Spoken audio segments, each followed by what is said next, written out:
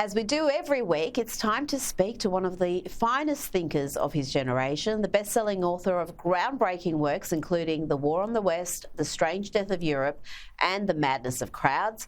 Douglas Murray, we will get to the most extraordinary day in US politics shortly, but I was delighted to see you in The Australian in recent days, writing about Australia's divisive race obsession, including, as you put it, this endless guilt-tripping and apologies that we seem to be trapped in. Yes, that's right.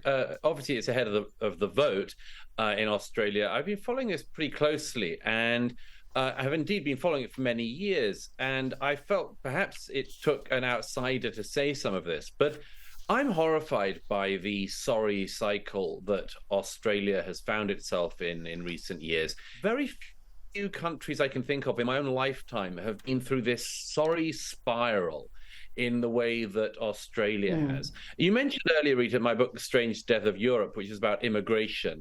But I mentioned there the phenomenon across all Western developed countries of the sort of endless digging up and apologizing for our past, and the weird way in which it is a sort of only a Western obsession. And I wrote there in The Strange Death of Europe years ago about the way that Australia was especially caught in this cycle.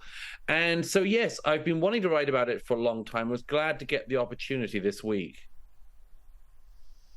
And more on that observation of the apology loop, you also wrote about how when you travel around this country, the typical Australian no longer seems to be sensible, happy-go-lucky, bold figure of old. Are Australians becoming too afraid to be proud of their own country?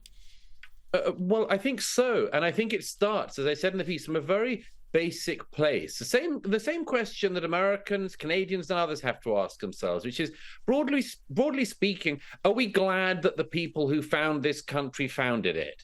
Or do we think they shouldn't have done? Do we think that Australian Aboriginal society ought to have been left as it was in perpetuity? Do we think that Columbus, when he sailed out and found the Americas, should have turned back home and said, nothing to see there, guys, no land of opportunity at all?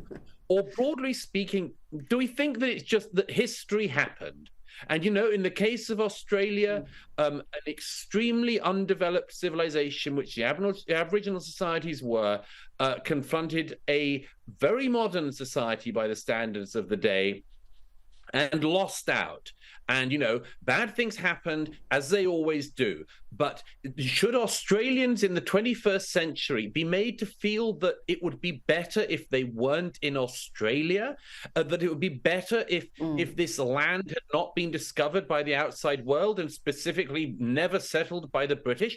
Or was it a good thing? And I think that it all starts from there, Rita. It starts from whether or not you're, broadly speaking, glad about the society you're in, or you think it's all just been a big disaster and it would be better if all the non-Aboriginal Australians just sort of sailed away and let the Aboriginal peoples of Australia enjoy and thrive in the way they did before the British and others arrived.